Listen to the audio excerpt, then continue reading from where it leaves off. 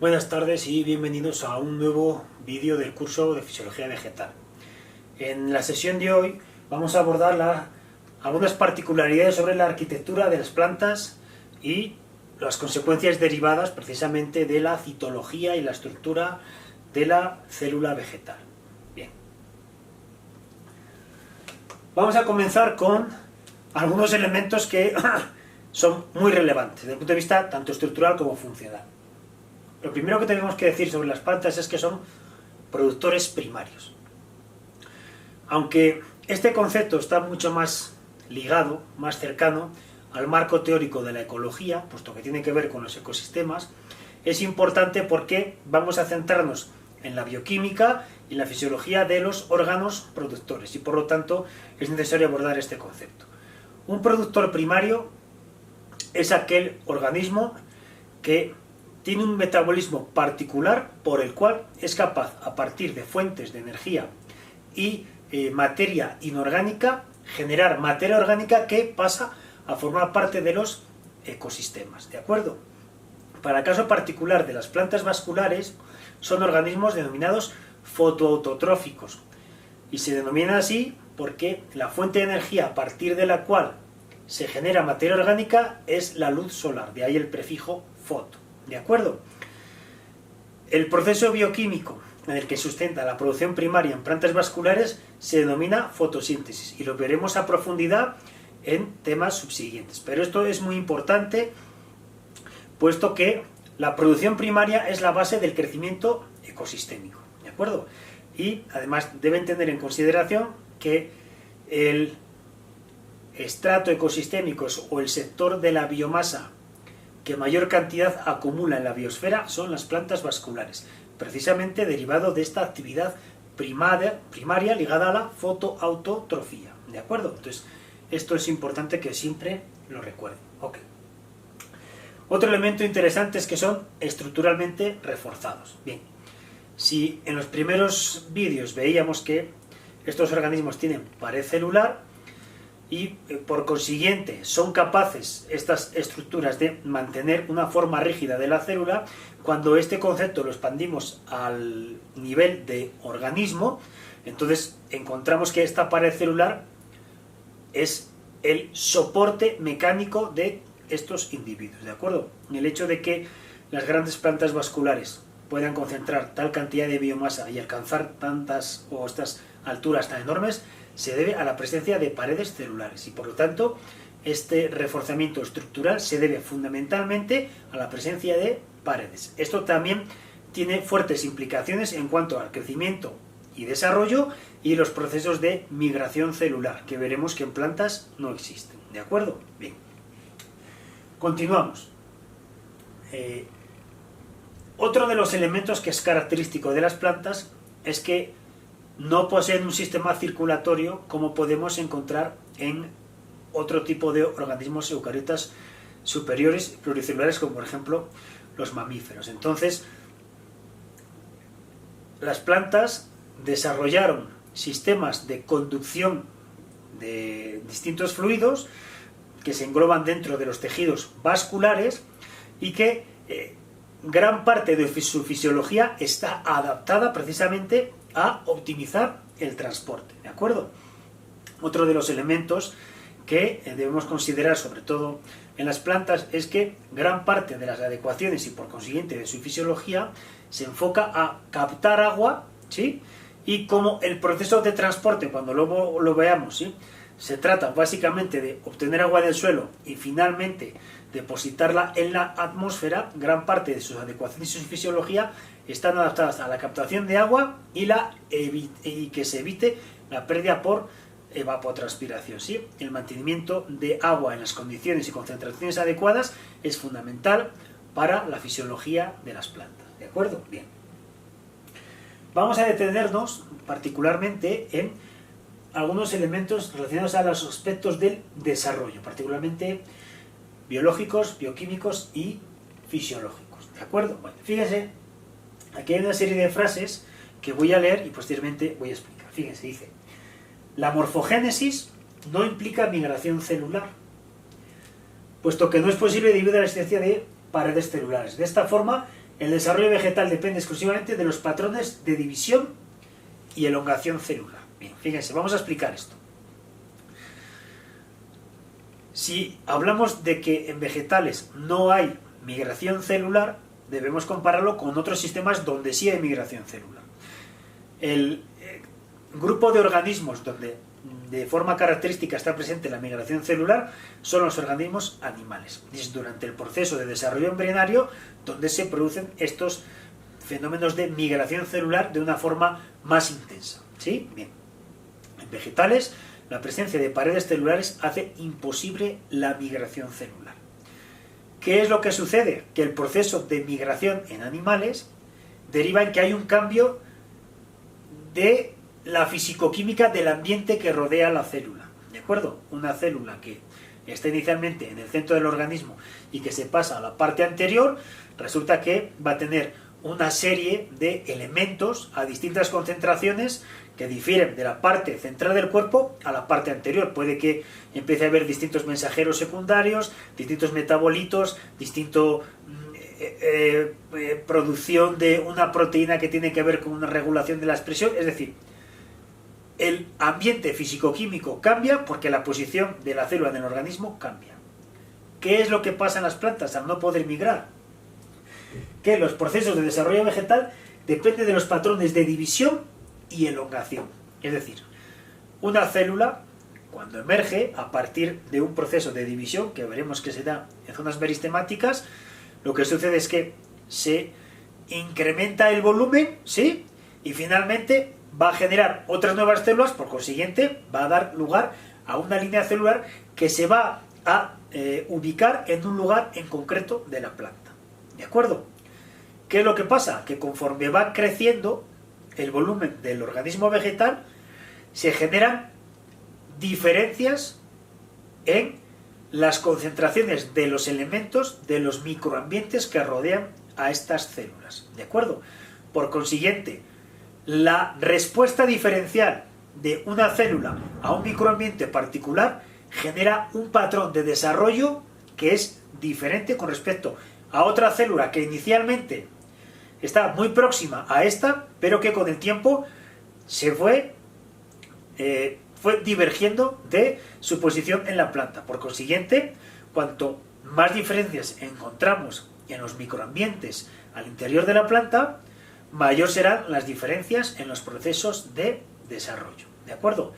Esto es básicamente lo que yo creo que es más relevante en cuanto a la morfogénesis asociado a organismos que no tienen migración celular.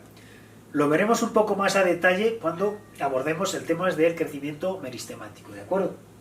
¿Qué más? Las células vegetales se caracterizan por ser totipotentes. Bien, este concepto es importante. La totipotencia es un término que debe estar asociado necesariamente al proceso de diferenciación celular. Bien. Las células, ¿sí?, pueden enfocar su función para fungir de una determinada manera al interior de un organismo. ¿De acuerdo?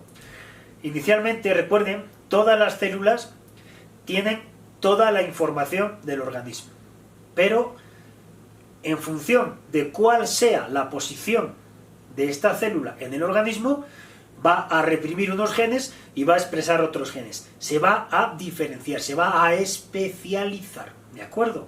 Entonces, esto es importante.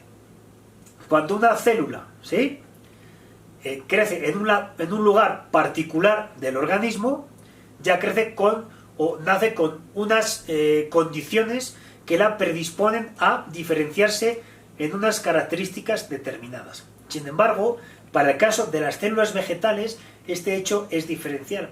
Las células nacen como totipotentes. ¿Qué entendemos como totipotencialidad? Aquella capacidad de las células para diferenciarse a cualquier tipo celular. ¿De acuerdo? A cualquier tipo celular. Esto es importante porque demuestra que hay una enorme plasticidad de la fisiología de las células que ha evolucionado así como consecuencia de las adaptaciones que debieron desarrollar estos organismos. Acuérdense que las plantas son organismos sésiles y por consiguiente están expuestos a un proceso de depredación continua, ¿sí? El hecho de que este grado de exposición, esta cantidad de traumatismos o pérdida de biomasa haya sido constante a lo largo de la historia evolutiva ha presionado a los organismos vegetales a esta característica de totipotencia. A partir de una serie de células puede reconfigurarse, reprogramarse la red genómica para dirigir determinadas células hacia el desarrollo de un órgano en particular. ¿De acuerdo? Esto se ha determinado en laboratorio y hay múltiples ejemplos en la botánica que explicitan esta característica de las células vegetales. ¿De acuerdo? Bien. Y otro elemento que es completamente distintivo de las plantas vasculares es que son únicos en el ámbito bioquímico. Y en este sentido tenemos que hablar de la fotosíntesis. ¿De acuerdo? No me voy a extender más en este punto porque tendremos un tema en particular para hablar de fotosíntesis. Pero estos conceptos creo necesario que les queden razonablemente claros. ¿De acuerdo? Vamos a seguir. Bien.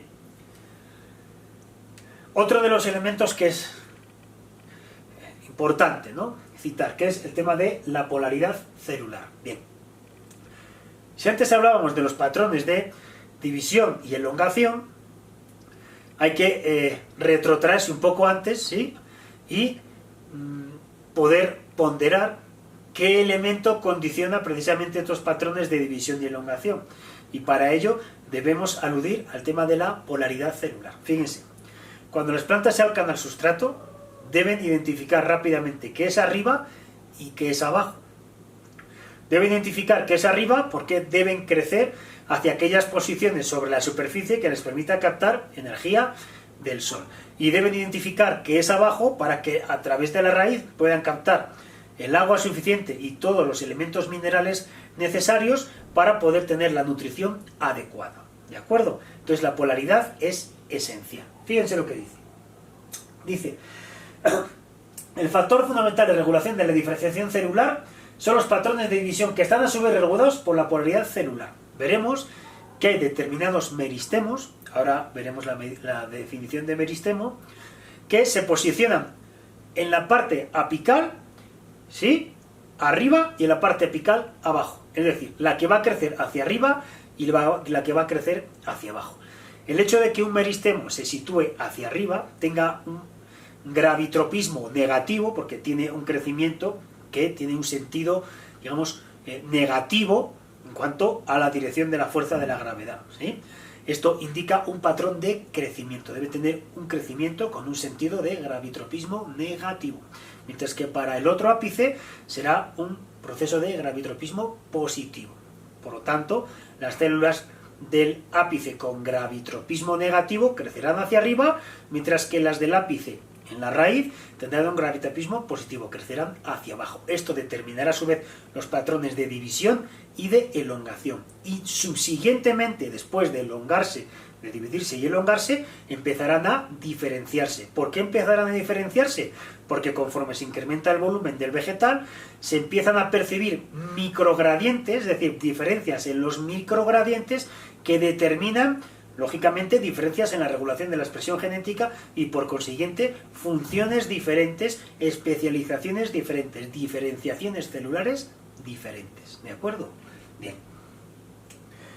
Otro elemento interesante y que permite ejemplificar esto, fíjense lo que dice el texto, dice: al dividirse una célula aislada, da lugar a dos células con la misma dotación genética, pero la distribución heterogénea de moléculas en el citoplasma, ¿sí? Es decir, misma información, pero distinta concentración de elementos a nivel citoplasmático. Por consiguiente, tenemos núcleos genéticamente iguales para microambientes diferentes.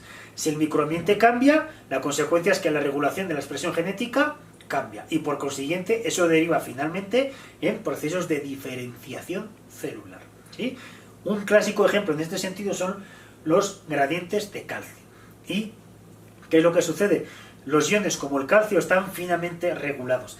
Las concentraciones de calcio a través de una membrana semipermeable pueden ser regulados por diferentes mecanismos. El hecho de que una célula esté expuesta a una concentración de calcio diferente con respecto a otra va a determinar que haya determinados factores de transcripción, determinados mensajeros celulares secundarios que finalmente deriven en un proceso de diferenciación celular distinto para estos dos núcleos que inicialmente eran genéticamente iguales, ¿de acuerdo?